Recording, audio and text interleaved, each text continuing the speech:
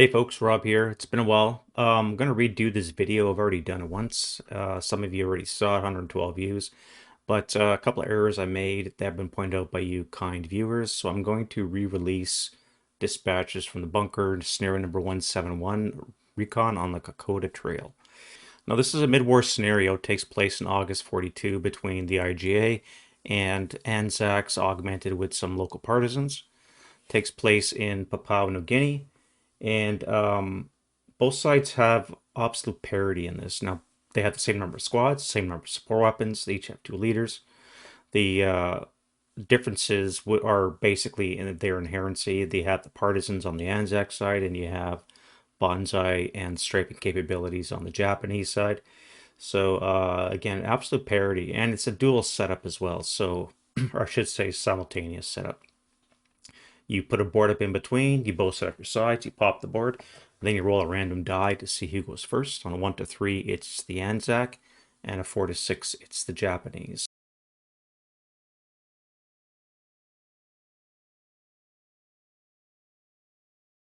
All that. Now, the victory conditions are fairly simple. The side that moves first has the higher victory point at the game end. The earns CVP normally, as well as any units that you place on the enemy side of the Kokoda Trail. So let's look at the map for a second here. And we can see that this here is the trail. Board 52, again, the road has been replaced. All the terrain is PTO. We'll get into the SSRs. But we both start on either side of these lines, and it is exactly six hexes plus an advance to get into the clearing. So both sides will at some point be facing each other across the clearing, and that's when the melee will ensue. Now, for victory point purposes, any ANZACs that are on or south of row L along the trail, adjacent or on it, count as exit VP, and the same with the Japanese south of K on or adjacent to the trail. So it's a combination of killing the enemy as well as getting units close to the trail that will determine who wins. And again, whoever goes first will probably have the clear advantage.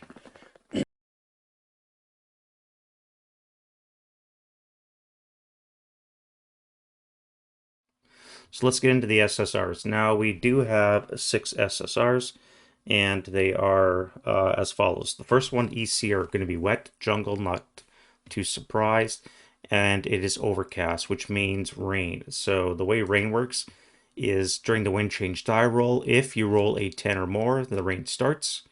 If you roll a 3 or less and it's raining, then the rain ceases. Now, if it is raining, and you again roll 10 or more on the next wind change, it changes to heavy rain.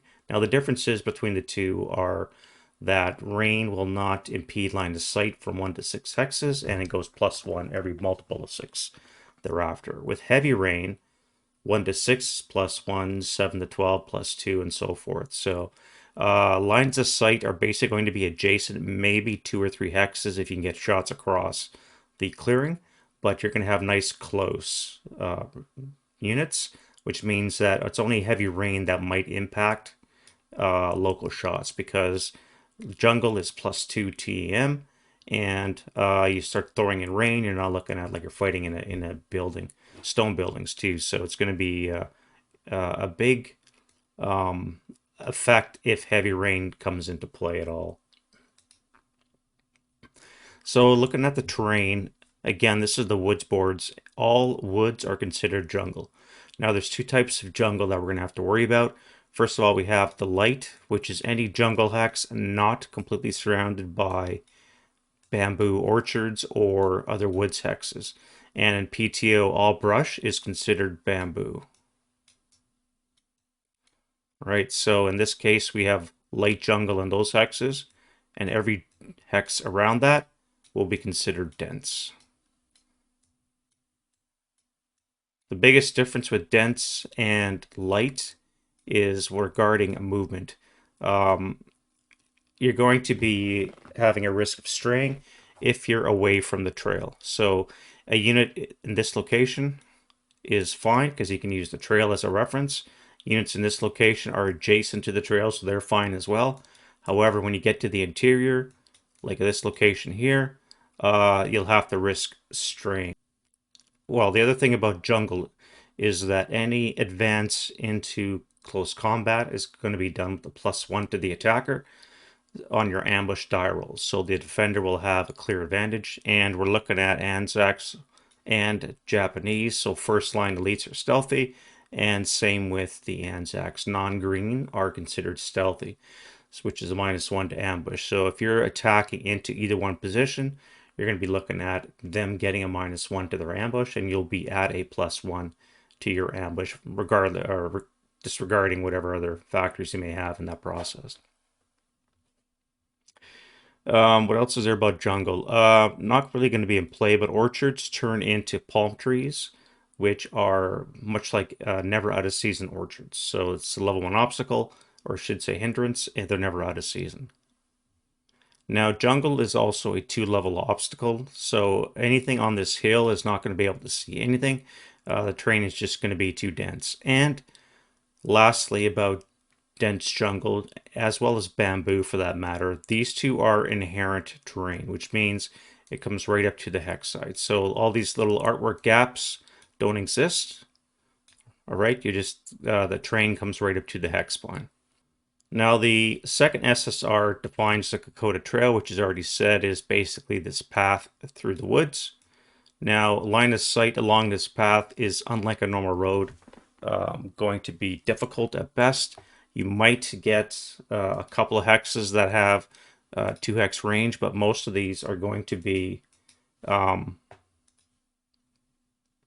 blocked lines of sight. So that's kind of stuff is fine, but as you can see right there, it's blocked because it hits the terrain.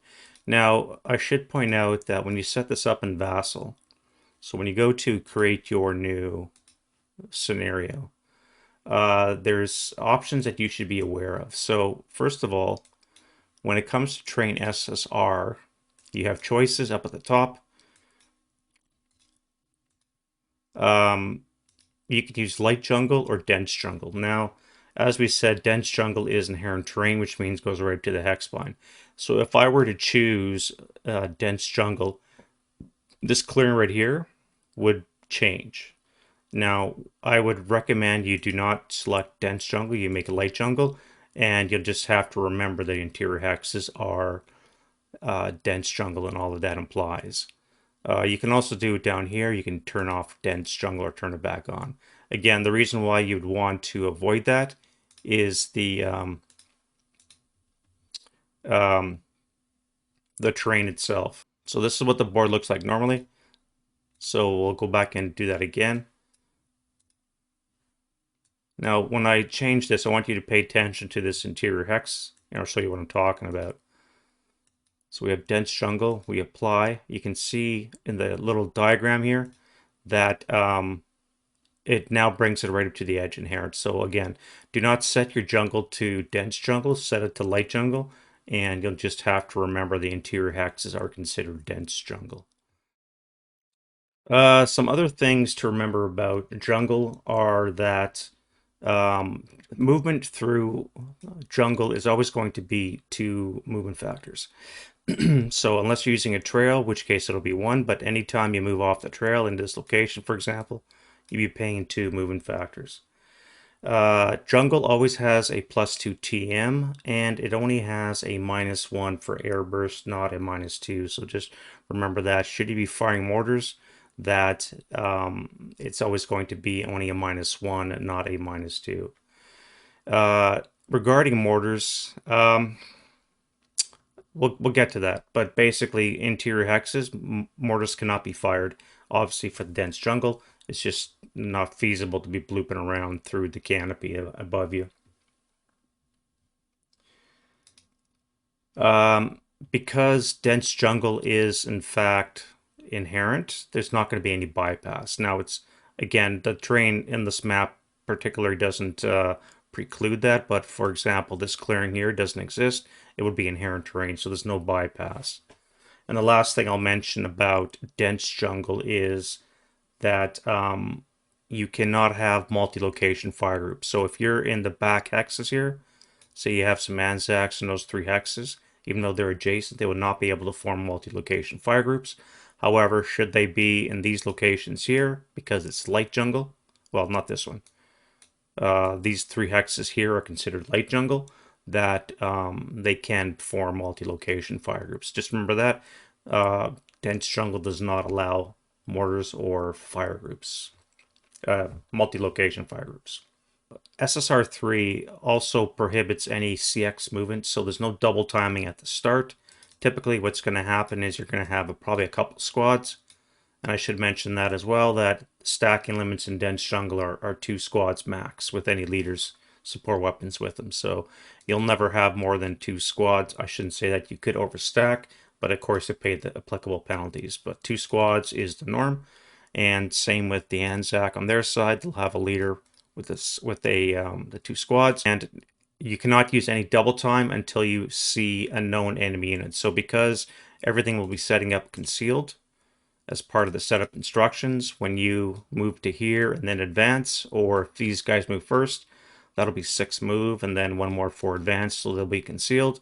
These 2 are obviously not known enemy units, therefore you cannot use any double time until somebody slips and loses their concealment and starts to fire. At that point, you can then double time through the trees, etc., if you so choose. So no double time until a known enemy unit is in LOS. While we're talking about the road and movement, let's talk about the straying. Now, straying is from the night rules, and in essence, it is like this. Anytime you're in an interior hex, say these 2 squads are sitting in M4, and they want to move, they have to do what's called the movement die roll. So you just roll 2 dice, and you look at the results. Now, in this case, you're looking for a 6 on the color die to indicate potential straying. When it comes to straying at night, there are 3 classes of troops. You have stealthy, you have normal, and you have lax. Now, in this scenario, first line and elite Japanese are stealthy, as are non-green ANZACs. Partisans are always stealthy as well, so basically both sides are stealthy, which means that they will only stray if the white die would be a 5 or a 6. Should ELRing happen and these turn into non-first line elites, or if you go back to green, let's say, then they would always stray if there's a 6 on the color die. Now, if you are normal class, again, these are typically specified in SSR or something along those lines. It'll define what your class of troops are. And if you're normal class, then you'll stray on a 3+ on the white die. So just because you roll a colored 6 doesn't necessarily mean you're straying. It depends on the quality of troops. So in this case, these guys would not stray, so they would be willing to or able to move any which way they want. However, should we stray, let's roll to get that. There we go. We rolled an 11, which means the colored die gives us a 6. We look at the white die depending on the class. In this case, it's the 5 or 6, so our first line stealthy will stray. So once you've done your movement die roll, determine if you stray, you now make a straying die roll.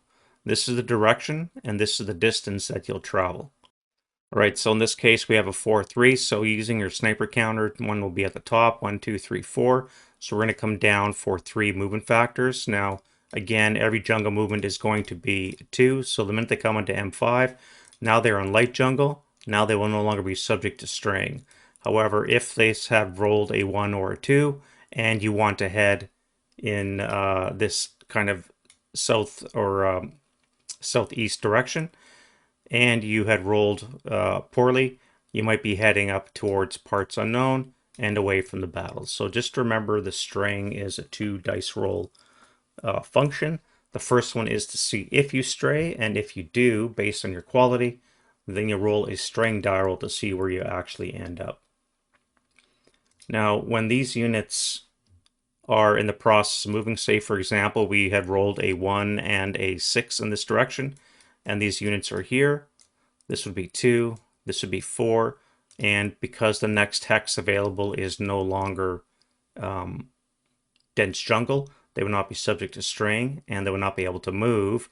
They're still marked with a TI counter. So even if you're an M2 here, and you will roll a 2 for direction, you move 2 hexes or 2 movement factors, you still become TI. So once you stray and you're done your movement, if your next hex is not dense jungle and you still have movement, you instead become TI, which basically just means you headed off in the wrong direction. You're stuck there for now. All right, so back to the SSRs then. Number 4 is prisoner interrogation as well as civilian interrogation. Now, because of the date, August 42, no quarter is going to be in effect for both sides.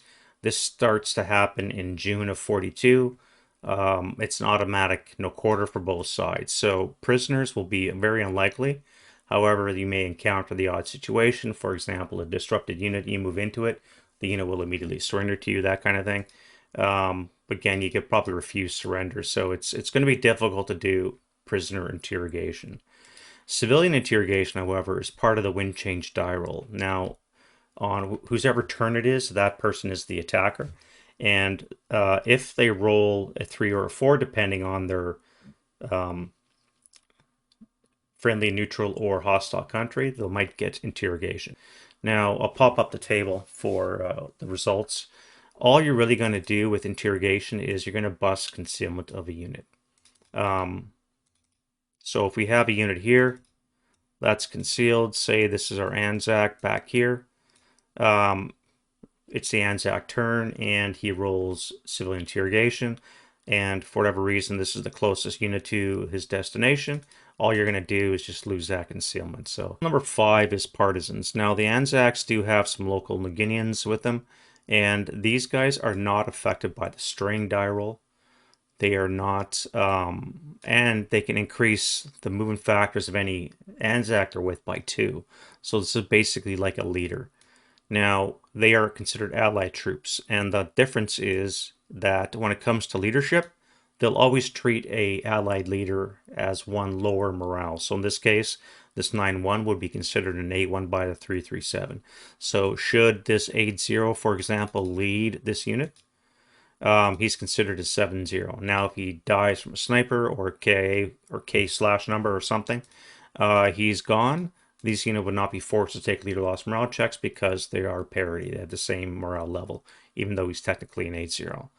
That's the difference with allied troops, is they always view other leaders as one lower for morale. Again, unless SSR specifies otherwise. Now, the other rules about the partisans you cannot deploy. And that's explicitly written because unless you capture prisoners, again, that's going to be difficult with no quarter in effect. But if you capture a prisoner, you can automatically split into 2 half squads for guard purposes, which means that you're not going to be able to sneak in an extra half squad and have 4 stacks that can move 6. Because remember, partisans boost any morale, or I should say movement factors, of the units they're stacked with by 2. So in effect, the ANZACs have 3 6 movement factor capable stacks, one of which is immune to straying. So these guys will be good.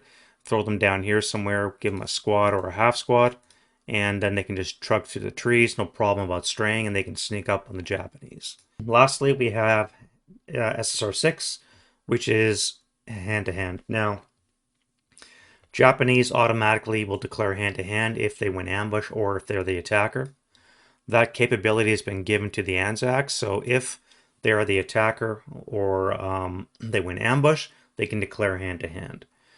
Now, the Japanese have an automatic -1 modifier if they're in hand-to-hand, as do the partisans. So that means any partisan unit stacked with an ANZAC will, provided the unit's not pinned or unarmed, will be able to give its -1 hand-to-hand die roll result to the ANZACs they're with. So very powerful unit, the partisans.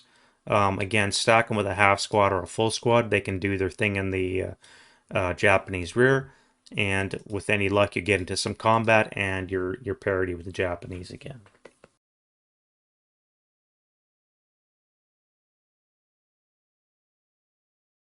That being said, let's look at the orders of battle. Now, the Japanese have a total of 7.5 squads.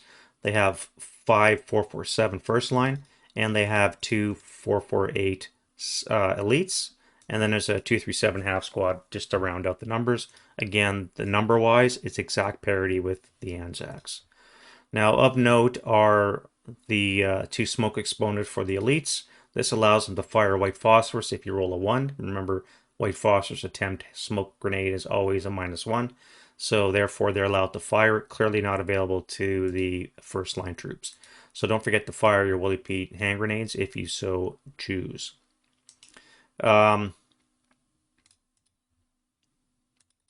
Remember the striping, the way it works. If you've never done Japanese, quick little primer on this. If this unit fails its morale check and does not exceed its ELR, which again both sides have a 3, then it would be flipped over to the stripe side. Remember that Japanese squads don't break. It's only the half squads that do. Again, once the stripe squad fails morale check but not its ELR, then it gets replaced with an unbroken half squad. And now it's a normal squad, which has a chance of breaking.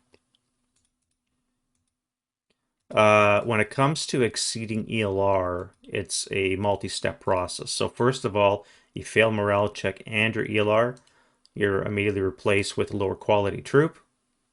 Here we go.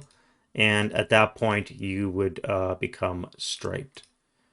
When it comes to things like fate, your unstriped squad will immediately be replaced with an unbroken half squad. Again, to refer you to the chapter G rules on the Japanese, or if you want to watch my bonsai video I made, I did talk about striping in that one as well. So if you never played Japanese, you got to be aware of the striping rules and how it applies. Now, as a defender, aka the ANZACs, you also have to be aware of the striping capability, because if they have the bonsai on you, then you're going to have to do a lot of shooting to eliminate them, because they never break. Only the half squads are capable of breaking, but not the full squad.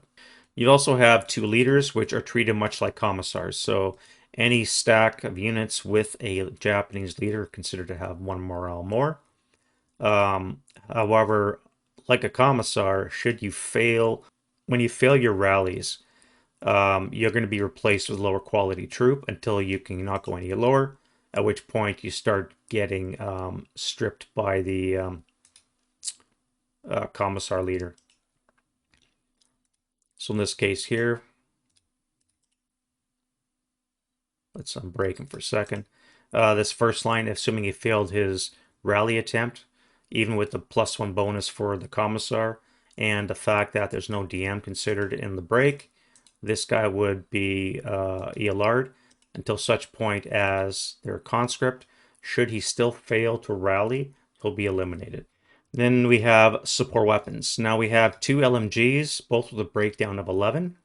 And then we have the Japanese knee mortar, which starts off dismantled. Now, when you assemble it and you're capable of firing, it's got a really interesting capabilities. So I refer you to the chapter H notes on the ordnance. It's the first entry. And in essence, for our purposes here, you can fire smoke rounds only 3 to 10 hexes away with a depletion number of 7. You can fire white phosphorus 1 to 5 hexes away and lower your rate of fire to 1. So yeah, you heard that right. The 50 mortar for the Japanese has a range of 1 to 16. Normally it's a 2, maybe a 3, depending on the mortar, but the Japanese are capable of firing into adjacent hexes. Now, when again you fire white phosphorus 1 to 5 hexes away, your rate of fire will drop from 2 down to 1. Similarly with HE, if you fire at 1 to 2 hex range, your rate of fire is going to drop by 1 as well. Your rounds are coming straight up and basically coming down through the canopy. Now, when you are firing short range as well, you do not get airbursts. So if you fire HE at an adjacent unit, let's get this squad here, put them in light jungle, and we want to fire at this 457. Remember that 2 hexes away, you can reach it. However, you will not get any airburst effect, nor will you get airburst versus white phosphorus. Again, at the short hex range, you don't get those effects. So the Japanese mortar has some great benefits to it, but it's also several limitations. First of all, again, you cannot fire from dense jungle. So even if you have a spot or an M6, you would not be able to. Secondly, you have your range limitations. Your rate of fire will drop, lack of air burst, etc. So again, refer you to your Chapter H notes to make sure you understand how your 50 mortar works. White phosphorus, again, depletion number of 6. It is available to the Japanese, so don't be afraid to use it. Just remember, again, the limitations. Now, when it comes to the ANZACs, again, they have an ELR of 3 and a sniper activation of 3. And they also have 7.5 squads. So you have an elite half squad. You've got 2 648s, 2 458s. Rounding that out, you have the Partisan 337. So there's only one unit, but that's plenty. Now, the ANZACs have a high smoke exponent of 2, so when it comes to this clearing or moving, don't forget you have that capability. And again, all first line, all non-green troops for ANZAC are considered stealthy. So until you ELR to such a point that you get green status, you'll still be considered stealthy. It's only when you're green status that you're not. Remember, partisans have an underlying morale of 7, so they have a 5 ELR, and all that would mean that they would deploy into 2 half squads if they exceed their ELR, short of rolling a 12. You also have 2 leaders, a 9-1 and an 8-0. Remember the Allied rule that leaders are always considered one morale level lower whenever leading a partisan troop. And then finally, you've got 2 LMGs as well as a mortar. So again, complete parity with the Japanese. You have some unique abilities, primarily the partisan and the stealthiness, and the Japanese have stealthiness and a bonsai. So it's, again, absolute parity in both sides. And you also have 4 concealment counters, which you can use for dummy stacks. The ANZAC mortar only has smoke that you have to worry about, HE and smoke, obviously. Your depletion numbers is 7. So conditions being wet and lack of wind, maybe some rain might negate any effect of smoke. However, it remains an option if you want to cover your movement, especially when you get across this clearing here. I really don't see smoke being played too much. White phosphorus, yes, because of the morale check forced on the enemy, but smoke, not so much. The density of the terrain is just going to be overpowering, and it's going to preclude probably most attempts at smoke, but it's still there.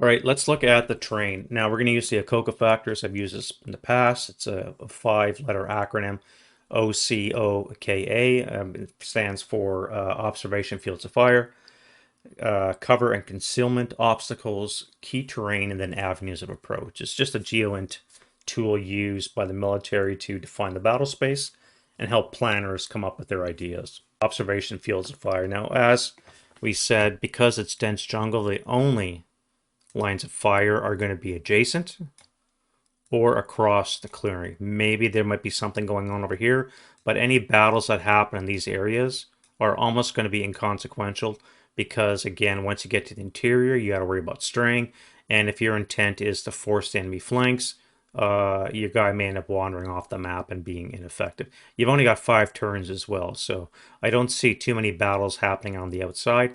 It's more or less this clearing and the jungle fighting around the trail itself.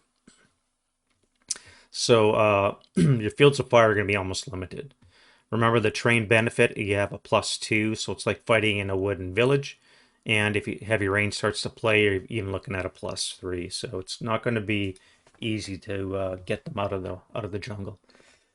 Cover and concealment for the same reasons is going to be quite easy. +2 is always better than just a normal woods +1. So in this case here, these units will probably be concealed. As long as you're using a solid movement, you can keep moving around. Some other kind of melee is probably going to be happening around here, but just remember that both sides are going to start concealed, and barring any shooting, which probably not worthwhile until you get stack the odds in your favor. You're going to do a lot of one hex movement as you try and bump into each other.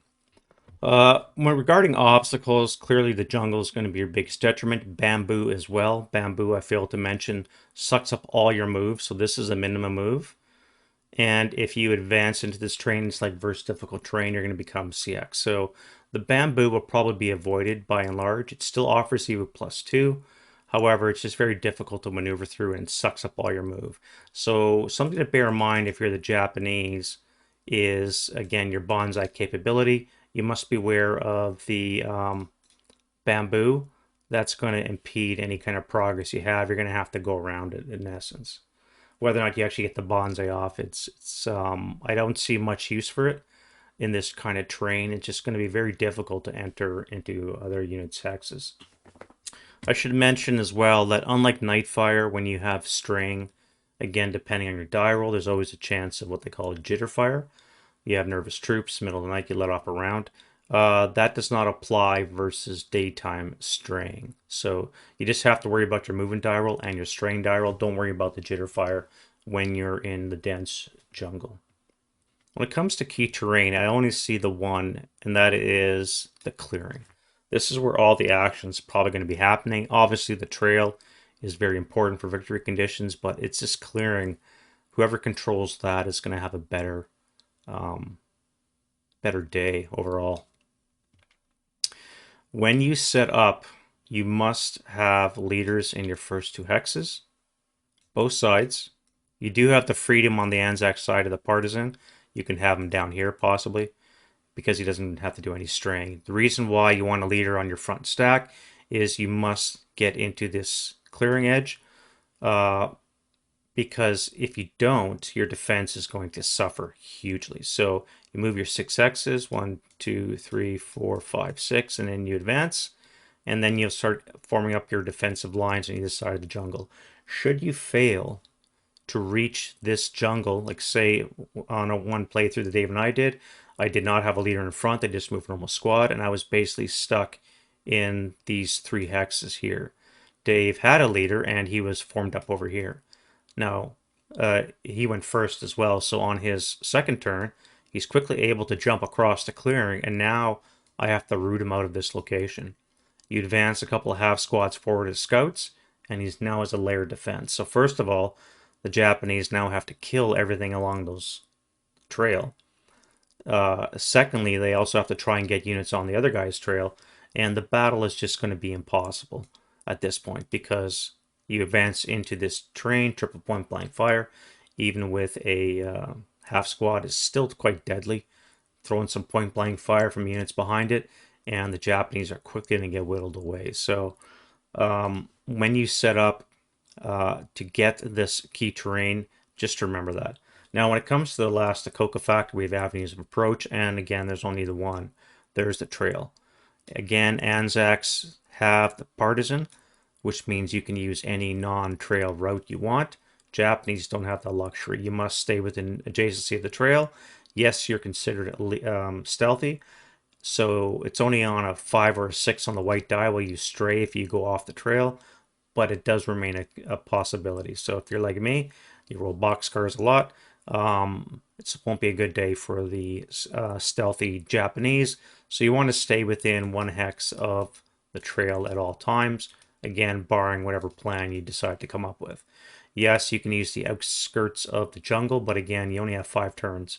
So you're going to have to do a lot of running if you want to get onto the trail. But it remains a possibility. Again, for the ANZACs, same thing. You have the path, which what most units are going to use, or you have your partisans, which you can move your normal 6 X's because, again, the 2 movement factor bonus. Then you'd advance. So you have 3 6 movement factor stacks available to the ANZAC. You only have 2 available to the Japanese. And really, it depends on who goes first.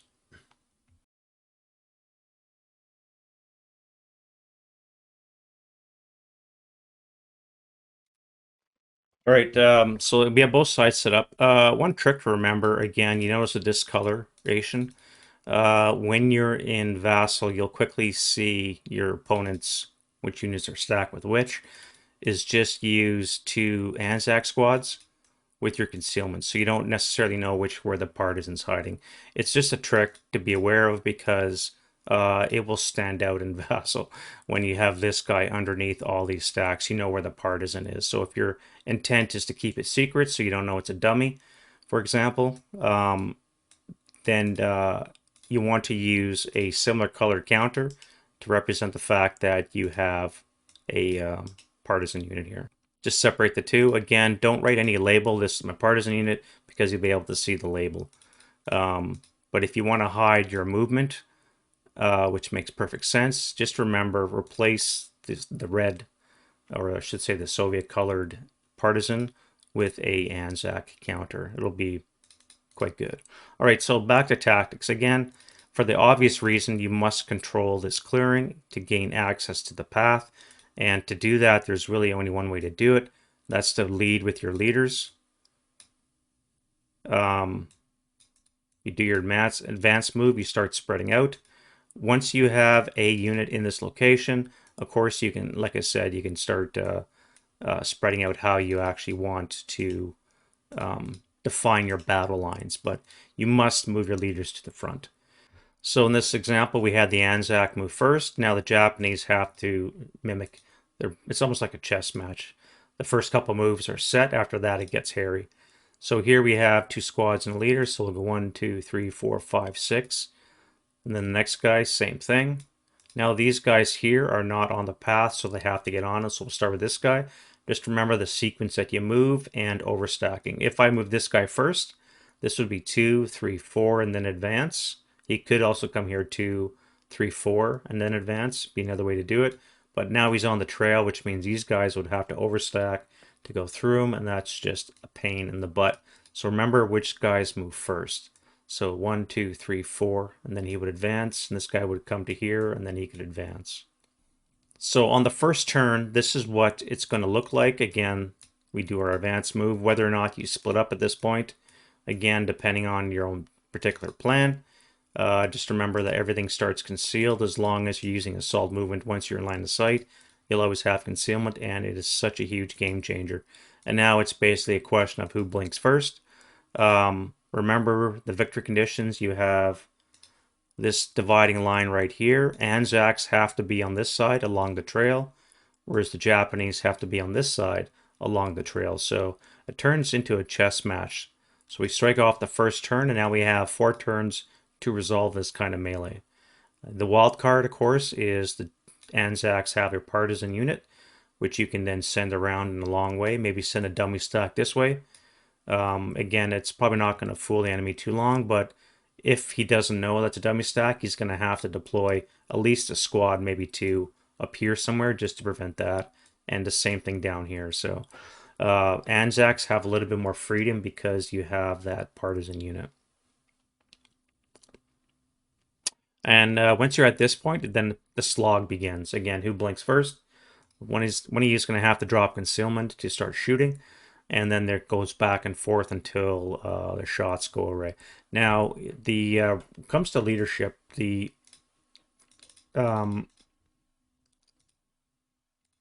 again, we have parity, right?